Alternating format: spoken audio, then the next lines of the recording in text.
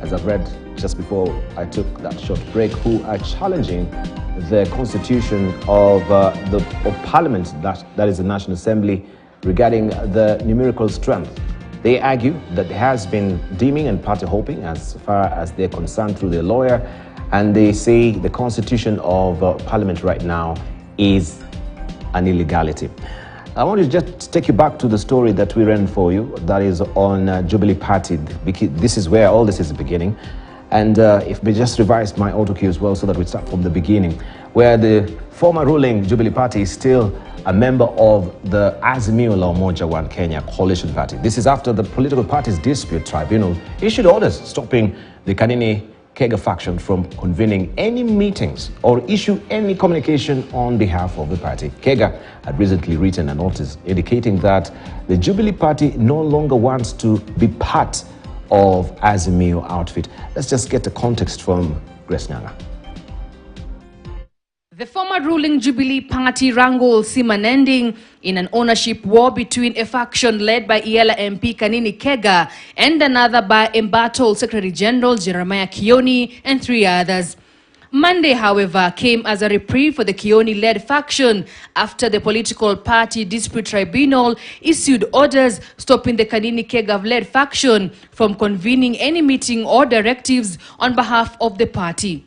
According to the order signed by the tribunal chairperson Desma Nugo, Kega is barred from transacting any meetings or issuing any communications on behalf of the party until a case filed by Kioni is heard and determined. The ruling says, and I quote, "Pending the hearing and determination of the complaint and applications filed, conservatory orders are hereby issued, restraining all parties hereto and or their representatives jointly and severally from issuing any communication and or making any public representations on behalf of Jubilee Party," end of quote. The complainants, Jeremiah Kioni, David Murathe and Kagwe Gishohi, had petitioned the tribunal while challenging their removal from the party, seeking to be officially restored into Jubilee Party leadership. According to them, the decision to oust them for allegations of gross misconduct and non-adherence to the party constitution was illegal and flawed. The ruling came as a major blow for Kega, who had already issued a communique on the plan to hold a special National Delegates Convention, NDC, in the capital. Following complaints from the petitioners, the scheduled NDC slated for July 22nd will be determined by the final ruling of the tribunal on the party leadership. Already a section of Azimio leadership had threatened to stop the already halted bipartisan talks should the NDC take place. On the letter by Kega seeking for the withdrawal of Jubilee from the Azimio la Umoja One Kenya coalition party, that too does not stand until a decision is arrived at, meaning Jubilee is still a member of the coalition. On June 13, Kega's faction wrote a notice to Azimio la Umoja One Kenya coalition party seeking to be removed from the deed of agreement binding it to the coalition. The faction said it resolved to exit Azimio during a National Executive Committee NEC meeting held on June 6, 2023. But according to Nungo, the communication does not stand, and I quote, "Further, stay in communication dating 6th and 13th June 2023 issued by the third respondent, in this case Kanini Kega, and any other communication and or decisions that may have been issued and or taken by any other parties hereto on behalf of Jubilee Party during the pendency of these proceedings," end of quote. The case is due for hearing on 22nd June 10 a.m., after which the tribunal will issue a comprehensive decision that will determine with finality who the bona fide officials of the Jubilee Party are and whether the decisions so far made by Kanini Kega can stand. Grace Nyanga, KT News, Nairobi. All right, so that is the context of what Jubilee is undergoing right now regarding the implosion within the party and also the association of Jubilee with Azimio as it stands. So who has the numbers as it is right now with that particular situation being challenged in the courts right now? Let's just begin from there with I think will be so befitting to start with the Deputy Majority Leader. To tell us, do you really have the numbers as it stands? So Jubilee is still in Azimio. That's how does it affect the entire process as it is right now? Thank you very much for giving me the first shot on this. I want to state very categorical, and these are facts now, that Kenya Kwanza has the numbers in Parliament. Actually, surprisingly, we are almost getting to 2/3 in Parliament, because not by dint of what this party is saying this or this party is saying that, by members voluntarily coming in to say we support the Kenya Kwanza agenda. And you have seen apart, even Jubilee, even when Murathi and the other people want to hold Jubilee in Azimio, the Jubilee members of Parliament, whether their party tells them that they belong to Azimio, they want to belong to Azimio in name, but all the Jubilee members of Parliament, consciously, without any coercion, have decided they would want to work with the government. They have not hopped the party. They have said, we will vote with the government where their interests are. And you saw it in the vote on the finance bill. 81 against 176. It is not about party. It is just about members of Parliament believing and wanting to associate and work with the government of the day. And Kenya Kwanza, the majority in Parliament, that is gaining traction because of the programs that we have. Secondly, I said, I think in a newspaper, we have around 10 ODM members, 10 ODM members that have stated, using their conscience, when they look at things and the matrix of things today in this country, they feel they are safer working and voting with the government. 10. In fact, Azimio should not be worried about Jubilee. And I want to state this categorically. They should not be worried about Jubilee and how they vote.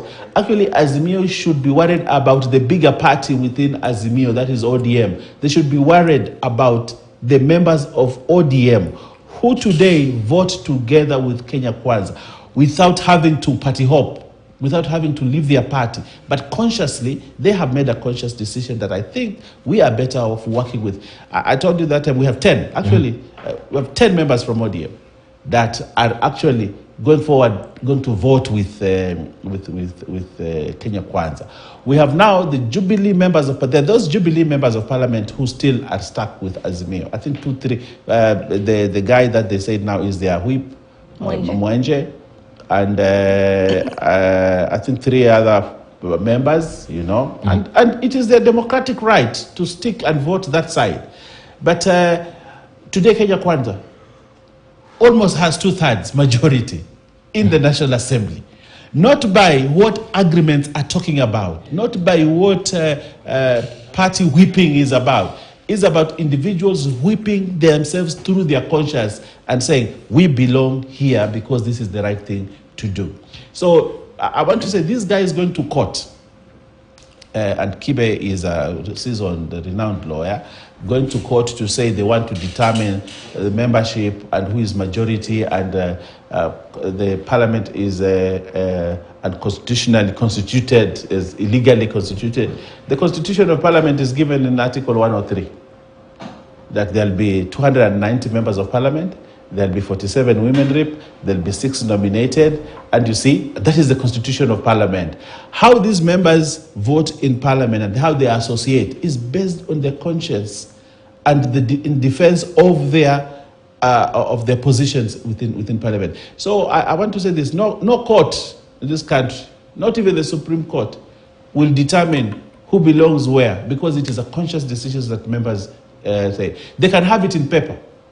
They can have it in paper. Those numbers they were talking about, they can have them on paper. They can say Azimio, the majority, Azimio.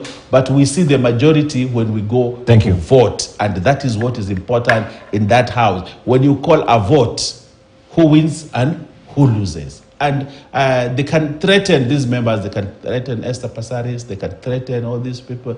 We saw it when Aisha Juma was threatened so many times because she used to vote with the other side. How did it end? How did it end? Even when she hoped.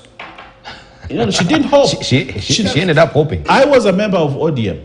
But my conscience told me I can't continue to vote with people who are inconsistent, people who have no direction, and people who have no leadership. And actually, Azimio, as it sits today in the National Assembly, I have never seen a rudderless coalition like without leadership, without any agenda within Parliament. In fact, I was very happy when I saw today in the Nation, I think it's in the Standard, when I saw my friend John Buddy take leadership to say that, you see, we have around certain clauses that we want to look at, and that is what leadership is about. You know, he says that there are several clauses that are untenable within the finance bill, and we want to bring them to the floor of the House to try to convince Kenya Kwanza members to vote with us on these and amend the clauses so that they can be people friendly. That is what leadership is about within the National Assembly. To want to canvass, to come and try to convince, to lobby, right. Let me and ensure that the agenda of the opposing party can be bought by the agenda of the majority. That is what leadership. But today, as National Assembly, I can tell you, Azimio has no leadership in the National Assembly, and it is on the basis of that every time we have a vote and we have a controversial thing, instead of staying in the house of debate, the august house, and debate, they walk out, they sing, they dance, instead of presenting the agenda. I want to be convinced. I want to hear Pio and I make a moving speech about this clause so that my conscience rises and I'm convinced. I say, surely, I think there is something here we need to look at. I want to see the other members speak to us as members of Kenya Kwanza, convince us so that when it goes to vote, we vote for the idea because it is a better idea. A good idea should give way to a better idea. Thank you. But we want to see those ideas in the House, not by singing, not by dancing, not by cajoling, and not by throwing tantrums in the floor of the House. That will not take Azimio anywhere. All right. I just want to put it in context. Yes. Since now you're talking about Aisha Jumwa and the associations that you've been seeing, you can actually espouse the tenets of other parties, regardless of where your parties really stand. Yes. What is deeming, according to the Political Parties Act, and how does that particular act affect the scenario that we do have right now with the optics that we see? Jubilee associating so much with Kenya Kwanza, despite the fact they have a coalition agreement with Azimio? Or that is not really applicable on coalitions? Well, the senior counsel can tell us. It is applicable on coalitions, and Article 103 of the Constitution talks about how a member can quit Parliament. So one of it is death. The second one is if you are bankrupt, and the other one is if there's an election petition against you, and the other one is if you resign. But very conspicuous is a person who has been deemed to have left their political party or coalition. That is in the Constitution, Article 103. Then it moves, and it's better at Political Parties Act, Section 15. It says that the moment you start associating or believing in the principles or acting or supporting another political party which you were not elected with, then you are deemed to have left your political party, and automatically you should be out of Parliament. Therefore, the Honorable Konini Kega is already deemed to have left the party which sponsored him to Yela. He should come out. The same thing applies with the Honorable Sabina Chege. She is deemed to have left the political party which she was nominated with, and therefore she should allow somebody else to be nominated with that political party. And most important, when Jubilee did their last National Delegates Conference, they used to the letter the list of membership they have at the Registrar of Political Parties. So I'm wondering which other members now, other than Kanini and the Chege, just the two of you, Kanini and Sabina, other than the two of them, which Jubilee are they talking about? They are deemed to have left Jubilee and Azimio, and therefore, what I'm looking through, how you implement that, it is through the High Court. Actually, the High Court can sanction the DMI, and they will be out of the House with immediate effect. The problem has been who should sanction the DMI, and the Speaker in the last 10 years has not done so. We have had a new constitution which has had challenges in implementation. When we amend the constitution in future, I think these are some of the things we should make clear, so that there is party discipline. So the moment there's no party discipline, you have no politics. All right. Does voting in the House also qualifies you? If I vote yes and your party stands for no, does it qualify you the to moment be, you have been whipped to in be a deemed? certain, yes, Is the that moment you have deeming? been whipped in a certain direction and you have rebelled against your party, you are deemed to have left your party. So you should resign, go for a by-election, and then go and vote with us with Kenya Kwanza. So that's what members should do. Okay, I know you're not in ODM, but is that the case also with, or even I know your party leader, Farah Malim, but he was not in the House, so he never voted. Yeah, there was an abstention, I don't know.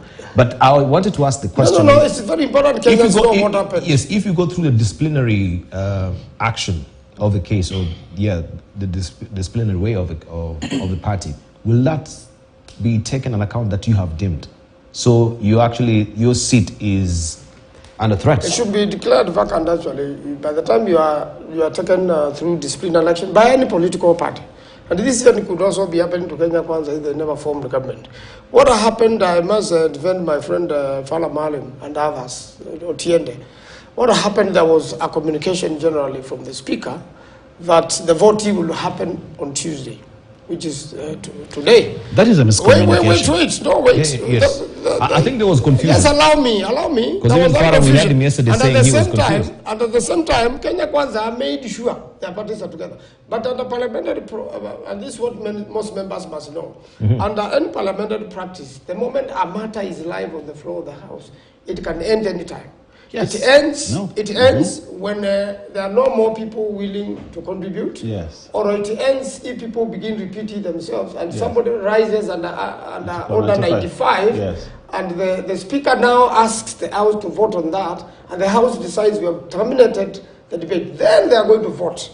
So I'm really asking the Azimio members who fell under that to make sure now they are available. And the best practice is what we do with Owen Bayer when we were there. We always sat through the proceedings of the House. Yes. We never walked out. Yes. Because a voting will happen in time. Yes. And by the time it happens, there will be ringing of the bell for about 10 minutes. Yes. And then the parliament is locked up. The bar is drawn. Yes. And no one can come in now, even if you are outside there. Yes. This is what happened to members. They were outside there when voting was happening. So that we remove these allegations that they were bought. We want to see the voting in the House. So are you reading any political sleight of hand as far as the information relayed on the voting was done? Because yes, some members, and Farah Malim admittedly, he was on the show yesterday. Saying that he was not aware that actually they were supposed to be voting. So was this deliberate so that the numbers are manipulated? I've been in that house and I know, and he says we used to sit with him up to the wee hours, whatever time. We'll never leave Parliament because Parliament procedure is very clear. When debate on the second reading begins and the debate is finished, it's not finished by dint of time. It is finished by that sometimes there are no more members to contribute. People are repeating themselves. And any member can rise under Standing Order 95 to say that because of the circumstances that we are finding ourselves in, I think the mover be called to reply. Now, that cannot be determined by the Speaker. The Speaker does not determine when a motion ends and when a vote is taken. It is the flow, the natural flow of the debate within the chamber. Now, if people say that the Speaker made communication that the vote will be taken on Tuesday, that is not correct. And I think the Hansard will bear us out on this. There is nothing that says that the vote will be taken on Tuesday. Because in second reading, it can even start and within 30 minutes, someone can raise. And we have somebody in Parliament who is been known to be a Standing Order 95 man, Dr. Pokose. Every time he sees that people are repeating themselves, he would always stand and say, I rise on Article Standing Order 95 and call the mover to reply. So in second reading, and those members of Parliament that have not been following debate properly, And I'm surprised that Farah Mualim, who I respect very well, can actually come on TV and say that there was an announcement by the Speaker. The Speaker does not determine when... He didn't say there was an announcement. Yes. He was not aware there was a voting that would be happening on that as material long day. as debate has started in Parliament, and I want to say this very clearly, as long as debate has started in Parliament, it can end any time. And it is your duty as a member of Parliament to sit in the House. And if you are actually there and you want to follow your party, we whipped our members and we told our members this is crunch time, okay? And we would like everybody who's a member of the National Assembly to be in Parliament throughout, so that we can carry this debate to a logical conclusion. Thank you. And that meant that if a vote is called, we are there. Thank you. Now, these other members who did not want to stay, we even had our members from Kenya Kwanza who actually tried to vote from the gallery, because when the bell was rung, they walked out, and when the bar was drawn, they were not in. But because they knew they had to be there, they actually went to the gallery and said, we want to vote from the gallery. But the gallery is not part of Parliament, the floor of the House. And therefore, they were barred from voting. They would shout yes or whatever, but the vote could not be taken. But this is a lesson to members of Parliament. Stay in the chamber, because you are elected by your members. You are called a member of Parliament to exercise your work inside Parliament and not outside. Thank you, Owen. Let's hear from Tabitha. You've been following the developments as well, and the question is, some of the legislators who are away because also of their political duties within the committees were unable to vote and follow the proceedings in the House. And in this epoch of time, we have digital, and during COVID-19, you used to do that. Everyone could vote using that particular avenue. Why is it denied in the current assembly? Thank you. It's not about a denial. It's about lack of plan, if I would use that word. Because so this is poor planning. Exactly. I've stated very categorically that one of the institutions that is very equipped is Parliament. It's equipped from the digital aspect of it up to the point of the personnel. There's a high capital in terms of labor for the staff that are in place. So each and every member is always informed. As we speak right now, we have the order paper for the day in terms of the business, what is supposed to be carried, the discussion that are in place. All that is always prepared. So any member is aware on what discussion, what debate is going on, what bill is in place, and all that. And like finance bill has been in public, it is clear on where we are, at what level and at what stage. But now, as my colleagues have mentioned, you find that the issue that we have, one, we've talked about numbers. And when even the bill came aboard, there has been like the statements of, yes, we have numbers. But there is lost focus in terms of not the opposition not realizing that we did not say, since we have numbers, then we don't care. We still underwent a normal process and as required, that is the public participation, despite the fact for numbers. Two, on number issue, when we were sworn in September, as Kenya Kwanza, both houses, National Assembly and Senate, we had numbers from that particular time. Something also to note very key is that the Rangos in Jubilee, they are in terms of the leadership, who's supposed to lead, who's supposed to take that particular level of leadership. But the members of Jubilee are still members. And Article 103, as my colleague has said, says that in Part D, unless a member resigns and writes to the Speaker. Nobody in Jubilee has resigned. They're still members of Jubilee. There's no problem with that. What you need to note is that the same members of Jubilee have been with the same leadership of Dr. William Ruto and, of course, Uhuru Kenyatta at that particular time. Dr. William Ruto has been the brain of Jubilee all through, has been the man behind the full strategy for them to be in the term, presidency term, for 2 terms. Now, this is where the rubber meets the road. When Jubilee members, of course, were settled in the House and everything, and they realized the strategy, the manifesto, the focus that Kenya Kwanza had, putting in mind that their leader, that who used to be with them in Jubilee, is the one who has been able to lead and is now the president under Kenya Kwanza, and the kind of numbers. They were wise enough to be able to declare and be able to move. Not because they were bought, it's because they were attracted by the doctrine that we have. as a coalition, and they were able willingly to come on. What did we do? Was it wrong to open our arms as leaders and be able to welcome our leaders? Because as Kenya Kwanza, we welcome everybody. We are not limited. We are open arms. Come, but our focus is also, let us be able to deliver. Now here we are on the finance bill, our first baby in Kenya Kwanza government. This is where we are. Now, members of Jubilee who have been able to look at their future and realize this is the way to go. Further to that, the beauty, as the Deputy Minority says, Owen, that over 10, and I think there are even more than 10, because we've had discussions. And one thing I'm really appreciating is because most of them are actually very youthful. And some of the things that have been touched in the finance bill are case examples like the tax in terms of the content creators, whereby there was the issue of like, oops, why 15%? And you know, and we appreciate that because they came out and say, wow, this is, you know, for a start, I mean, and we've lowered it to 5%. And some of the concerns like Mheshimiwa Badi has stated, there are 9 amendments. He says 7. And there's positivity to that because it is doable. Why? Because there's appreciation of coming on table, being able to discuss facts and being able to address the facts. And that is the way to go. You've seen what they did last week when the CS came into the House. Then you are a representative of the people. The first key roles of a member of parliament: 1, representation, legislation, oversight. Now, your first key mandate, which is representation, to be there to fight for the people and all that. The best you do, you always do what you've always been doing, and you still expect the same results. How? You walk out. You walk out. You see, where we are with the opposition, I want to give them credit on the part that they've been able to come in and voice out on some concerns of the bill here and there. Of course, not all members. The ones who have voiced out on facts and saying, can this be adjusted? That is very good.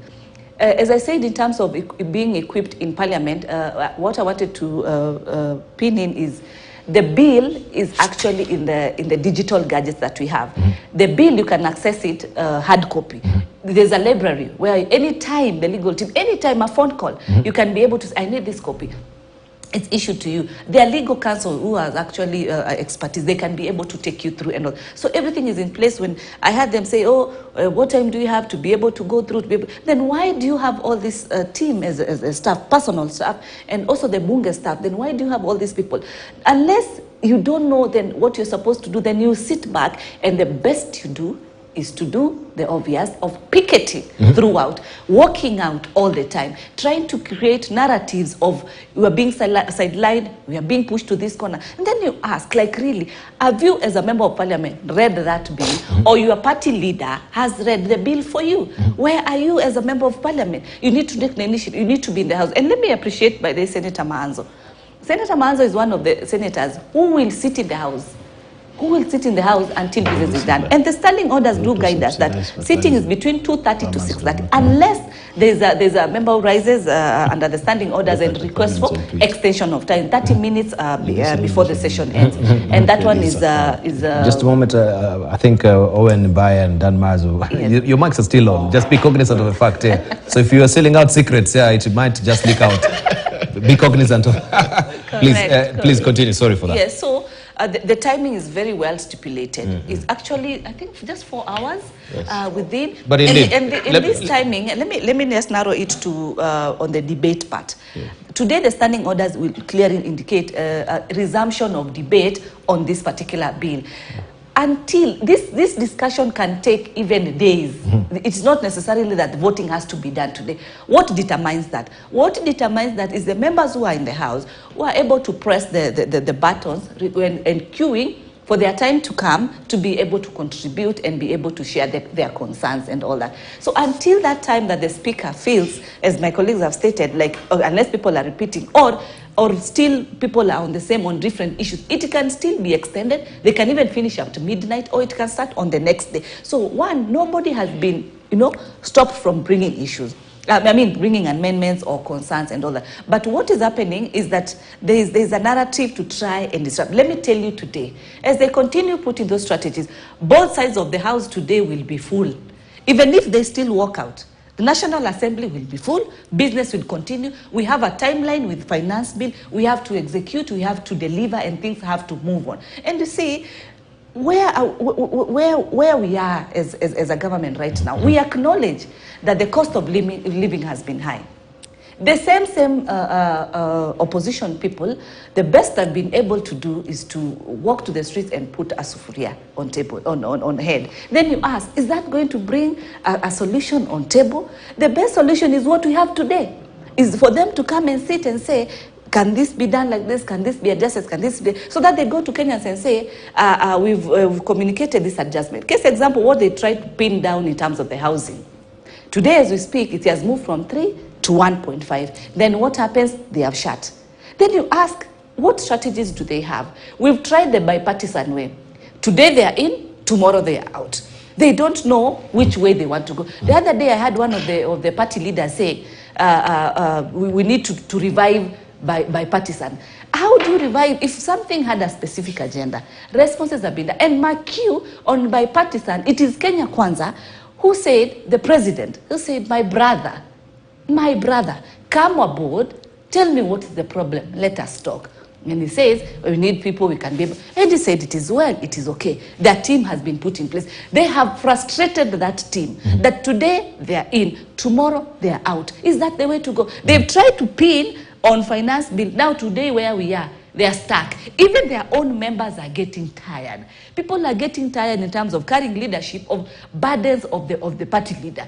Burdens of the party leader all the time. Because at the end of the day, the people will ask you. The people will be able to want to get answers from you as a leader. But today, as we speak, the strategy, and let me state that the reason why the opposition is doing all these strategies, because I'm waiting to see what they are coming about. You try to give them more security. I think it's not really permanently working for them. That one is a bit short. We are coming to the end of the finance bill. That is short. Now they say, okay, revive the but it would be unfair to say that you've given them more security. So, yes, true, because we've not seen any response from the opposition in regarding to... Because they're a bit stuck and they don't know, they've not been given the go-ahead to bring it out. When they'll be given go-ahead, but time is also not allowing, because I know finance bill is what is so much... All right, allow me to just butt in, Tabitha, because I wanted to ask the question of also the neutrality of the speakers. Okay. This has been raised as a concern, and you can see the dailies as well. We have Wetangula Kingi accused. The minority leadership in parliament has termed the two speakers unpopular for the decision they have made, which they say outrightly favor the Kenya Kwanza administration, and argue that the duo cannot be compared to their predecessors. This is the Daily Nation today. Just want to read the other one here. Number of Kenya Kwanza, that is the number of Kenya Kwanza MPs who voted. There has been, and you've talked about the issue of why the Azimio is being frustrated, is the fact that the two speakers, they seem to be leaning on they seem. Not my words, according to them, yes, to the side of Kenya Kwanza. We've had also the national speaker as well. I think, I don't know what meeting he was in, but he was talking about even the finance bill itself and also supporting the finance bill as it deemed from what he was saying. How then you, as a speaker, will you now be sitting there neutrally as an arbiter while you've given your leanings or your sentiments and preside over this? First, there has been an issue regarding put the question, where debate is not really running the whole gamut of its course. So you put the question before there is a healthy debate around it, and then that is a done deal. This has been raised, and I think Honorable Abai has been on this particular show most times, where Dr. Nikal has really been castigating how debate is being run in the House. We want to just speak on that. Now we have it here. The health debates is not happening in Parliament. Kenya Kwanza is being given the favors. Can I just latch that to... Yes, yeah. Or you not talked on it. Yeah, we need to give Dan Manzo time because it's 2 against 1. Yes, but you see my student... I just wanted to conclude by saying that the Constitution is very clear what should happen. To conclude? I mean, on the earlier debate, that the Constitution is clear, the Article 103, and the Kenyans can read and see, and the people who are around are aware.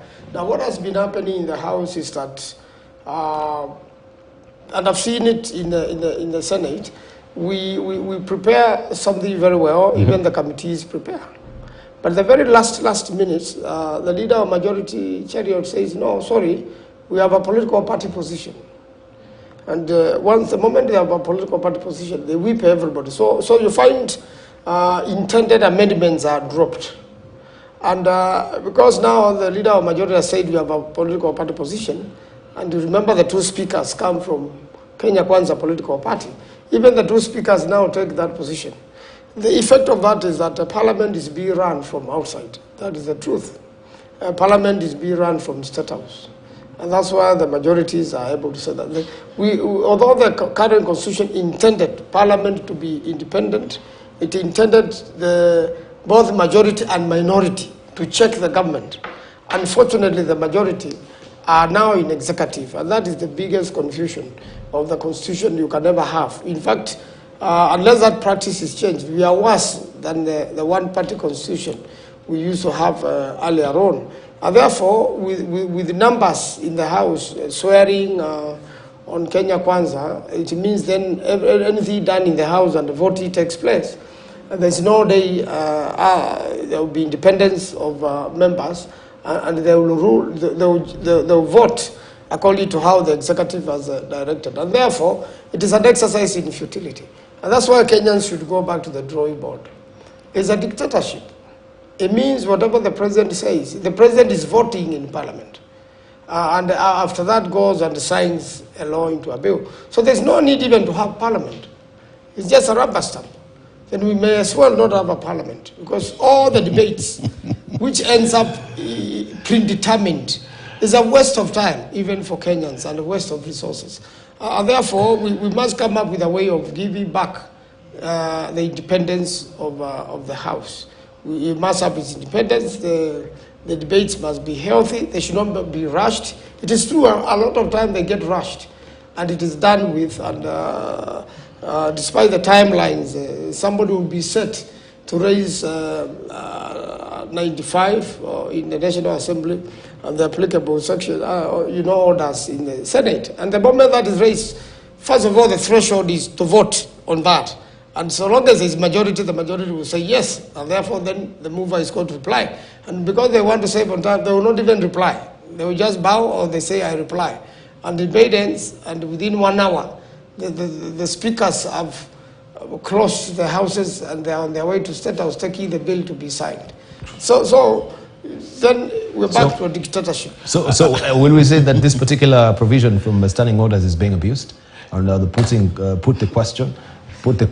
You see, the speakers they are using that to sort of muffle the opposition. I want to say this, Tibal. You see, he's been in parliament longer than I have, but he forgets certain things.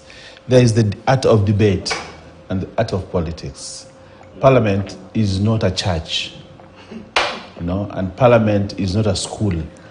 Parliament is a theater of high-level politics. That is what parliament is. It is a theater of high-level politics. That is because a parliament is a house of politicians who come together, and politics is about who has the better idea, who can sway who can use what methods to win what. And that is what parliament is. They expect parliament to be a church, a religious organization, where everything is said. That is not parliament, and that is what... But I also bring you back, I think, to the 9th parliament, 9th or 8th parliament, when James Orengo, Farah Mohammed, Farah Malim, and I think even Aden Duale, there were only around 5 members of parliament. And I think William Ruto then. Only 5 members. But they would shake that parliament. Exactly. And there were just few people who were determined to use the floor of the House to make a case for the people. And they would torpedo even beautiful bills that government was trying to push, because they had the ability to convince parliament. They would stand and articulate issues, and they would convince members, and members would vote against. There was a time when only one man called Martin Shikuku held parliament, and who was always the first person to come in and the last person to leave. And he would turn around debates.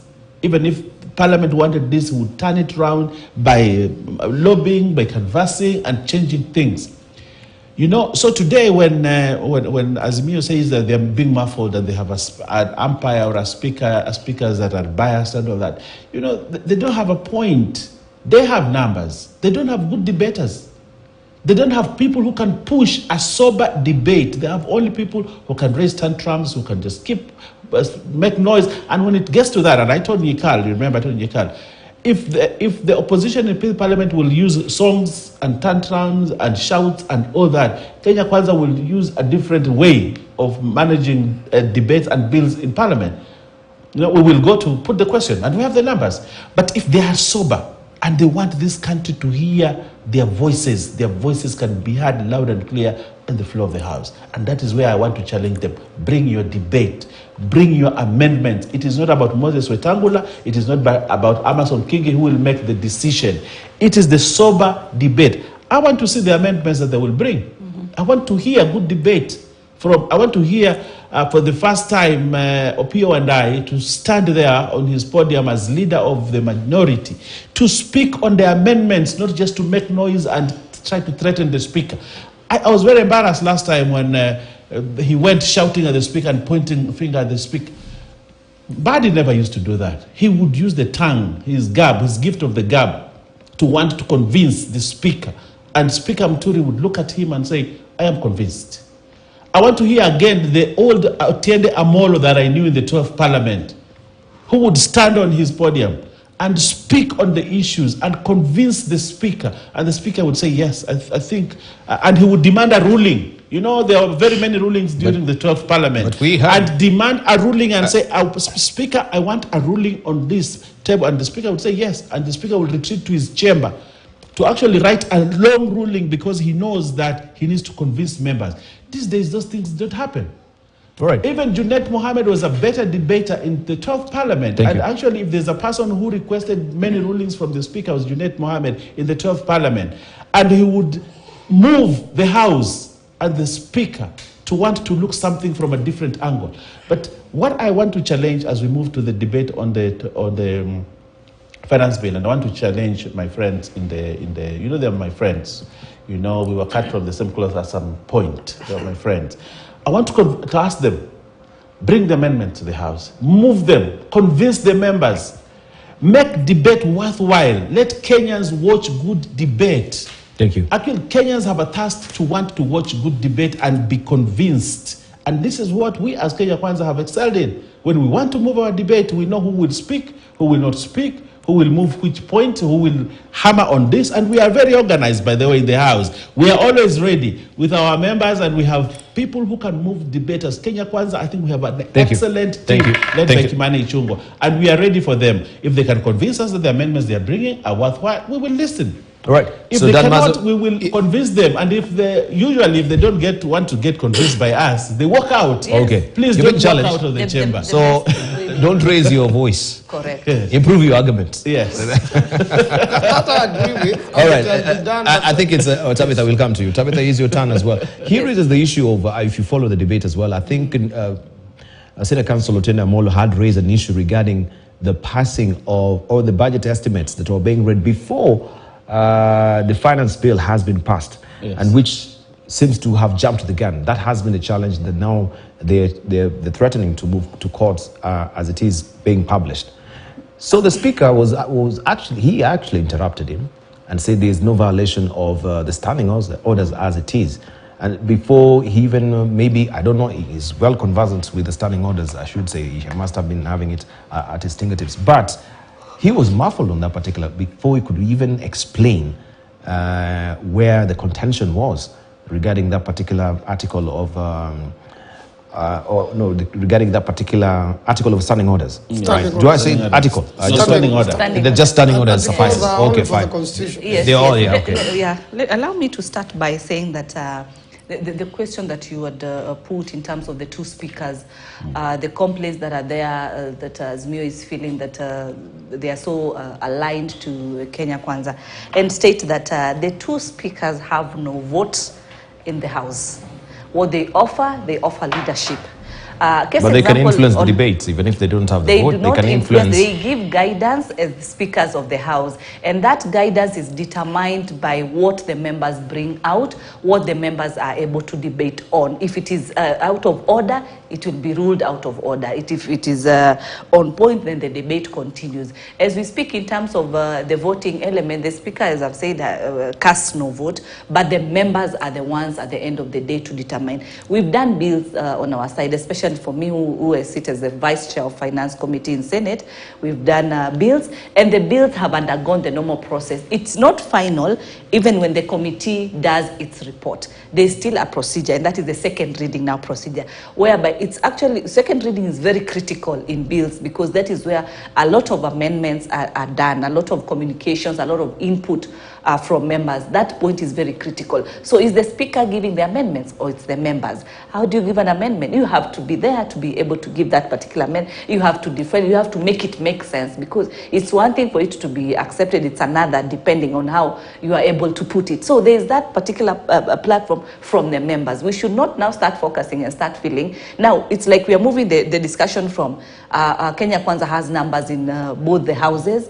Now to now, the speakers are aligned. You know, we've tried to push so much, the Kenya Kwanza government, so much on everything. Even anything that they do good, it has to be tainted. When members are actually in place and are having and talking about the issues that are there, you're trying to still change the narrative. As Standard had indicated clearly, and Mheshimiwa Mbadi, who says the amendments that he says that the position is not opposing the finance bill.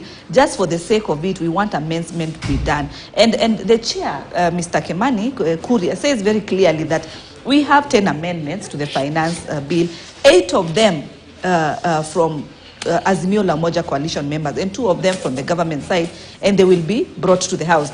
2 of them from the government side. The same government has also advised on amendments. It was not chip snapping. It was not about the executive from State House saying this thing should be like that. There has been discussions, and as we see, there is that particular point where we are today. The only problem that we are having so much, and if so, it started in Senate like that. When we started the House in September, I saw as a new legislator, I actually was like, what? The members are actually just moving out. They don't want discussion. Is that leadership? For me, I believe in a leadership of problem identification and solution being in place. And how do we do that? It's until we have a platform and say, this one is wrong. Can it be adjusted? You get my view, I get your view. We meet at the center point and be able to agree. But the common, I've not seen our members walk out the way Azimio does walk out. And you look at what are the issues. Clearly, you try to look at what are the issues. Some of these issues are guided by the standing orders. Some of them are guided by this constitution. All it requires is to be able to put your claim, to be able to put your allegation, your concern, as it's supposed to be. Yes, we went through the process of removing the leadership of one Senator Dulo as the whip from Senate. It underwent a normal process. There was a court order. The Speaker, we respect the rule of law. And we read the court ruling, and the process took its natural course. To the end, up to the point now, he communicated the message and said now, Senator is no longer the whip, and so as it stands, the coalition has been able to bring in new senators who are going to undertake that particular leadership, and that took place, normal process, and that law applies to both sides. The same way tomorrow Kenya Kwanza will bring a court order and be able to present it to the Speaker, and Speaker be able to follow as required. So this law is not one-sided. Thank you. It's both-sided. Where we have an issue, and today I would urge members of Azimio, be in the House, press in and be able to extend the time. Let one of you stand up, rise, and be able to request, according to the standing orders, extension of time. Communicate. Let your representatives on the ground get to know you had a concern on this particular issue. You are able to raise it. It was amended, it was not amended. Let that go to history, that you played that particular role and ensuring that there's a part that you played. But it is so sad that you have all the resources, you have everything. As the Senator says, a lot of resources are being used, even in this particular bill. A lot is being used, but what is happening? It is so sad, let me emphasize this, Dibal, that at 2:30, you are in the house, you take your card, you log in, you are there. You wait until at that particular point. The best you do as a leader is smartly say, let us go out. What do they go out and do? They start picketing around. Is that a solution? And then still, mark you, they start raising the same concerns of the finance bill outside. Is the amendment of the finance bill going to be done outside Parliament, or it's supposed to be done within that particular house where you have mandate? Is Mwananchi the one to come from outside and press the button for you? It is you as a representative. Can you do what is required? Can't you sit there and be able to voice out? And that is what we call leadership. Thank you. Thank you. Right. Fiery brand today, I'm telling you. I can't wait for the debate on the floor of the House today. Moment of truth as being put say there in the dailies as well. This is crunch time for the finance bill. At least now it will be seeing its tail end as far as this debate is concerned. But is there a sting at the end of the tail? That's the question. Will that be a fair play as far as also the leadership of the House is concerned? They've been raising a special umbrage on the affairs of the House regarding how the debates are being handled by the speakers. Right, we want to just give an opportunity, 30 seconds for you today. Just tell us, what do you expect? I know you're up and early. This might take long, yeah, going even to the night today.